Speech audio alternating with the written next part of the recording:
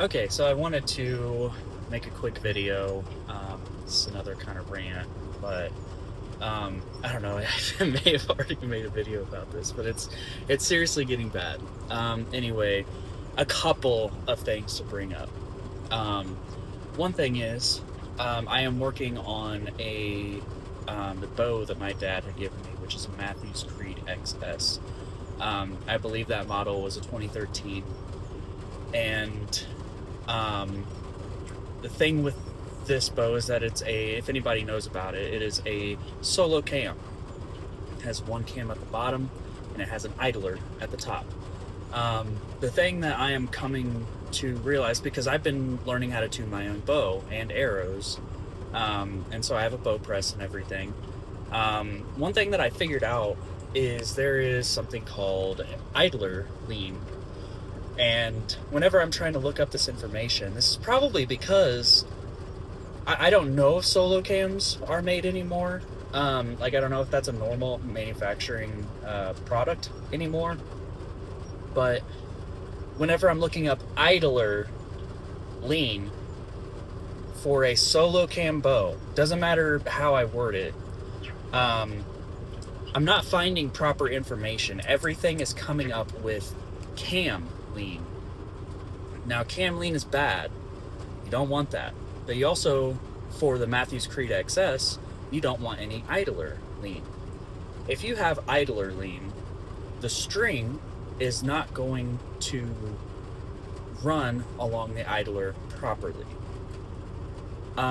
So there's multiple things.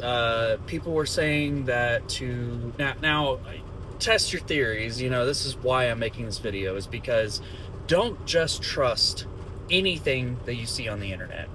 Seriously, I don't care if the person says that they are professional. I don't give a damn.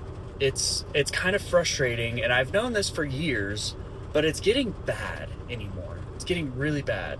But people just do not have the actual answer.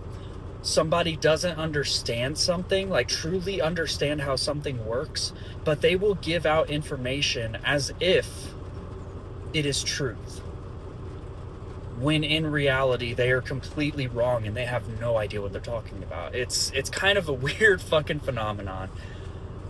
When I was younger, that sort of happened a little bit sometimes, but I don't know. I've been doing my research on this though, and I wanted to bring up, first off, that on a Matthews Creed XS, to measure idler lean, you put your bow into tune, and I'll go through that. I'm going to make a whole video on the Matthews Creed XS on what I've learned and how to put it into proper specs.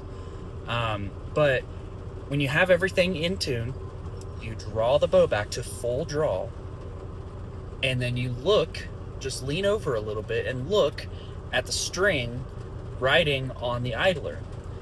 If the string is 100% parallel and in line with the idler, there is no idler lean, and that is good.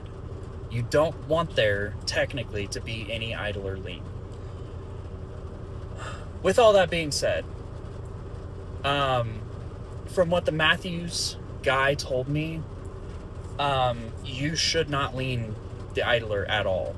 Now, that's what the guy said that I talked to on the phone. Do not have any lean whatsoever. Doesn't matter. Like, no excuses. Nothing should change on the idler lean. So, cool. Good information to know. There are shims that you can get to change anyway. I found all this information out by asking the questions and by going to somebody who knows what the fuck they're talking about. So much information online was incorrect. I looked up, platforms where people were saying that, like, when you put the bow into tune, if you look directly at the idler while the bow is at rest, so not drawn back, and that's how you check it. No, that's not how you do it. If you have a solo cam bow, you pull it to full draw. That's how you look at idler lean.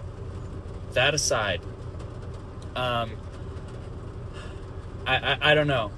Like, I'm learning how to do this process now. Yes, at first when I started to learn how to tune my own bow, it was a little bit nerve-wracking, a little bit.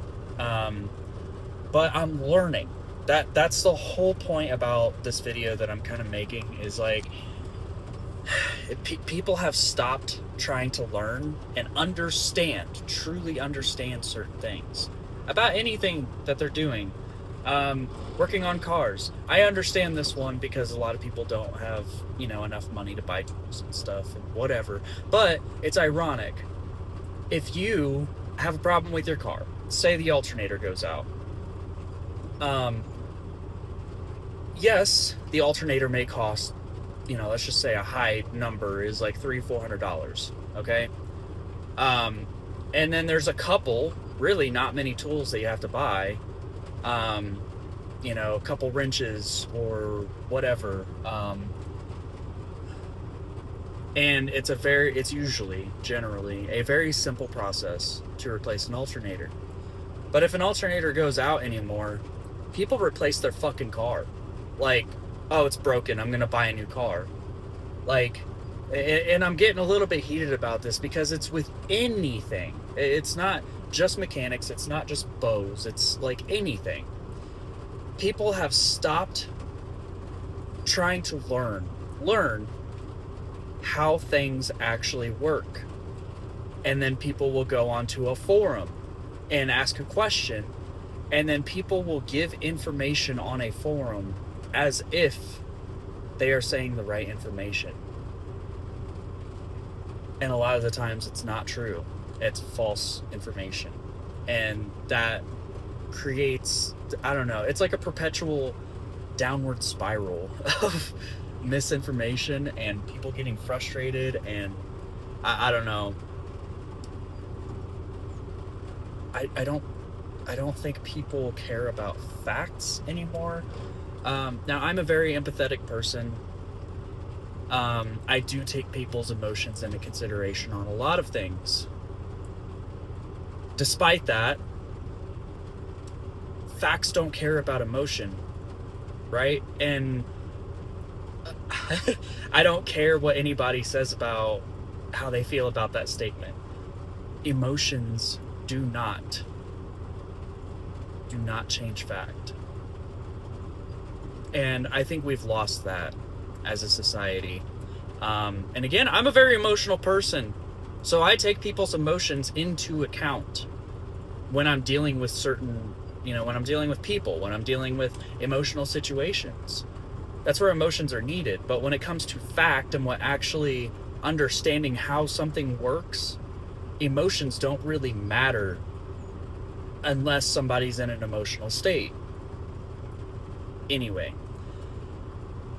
we need to start going back to at least attempting to understand how things work. And not just trusting what somebody's opinion is online. Because I'm sorry, but a lot of the shit that, I don't know, I've dealt with so many things that I just know are not true. Like, somebody will tell me something and I know it's not true. And so I will ask the question to the professional, or who's supposed to be my higher up, or whatever it may be, and I get an incorrect answer. And then I do what I thought I was supposed to do anyway, and it works, and it was the right way to do something. And it was so simple. It's so simple. And then people try to tell you that you are wrong when you have made something correct. Anyway, this video is about learning how to do stuff yourself.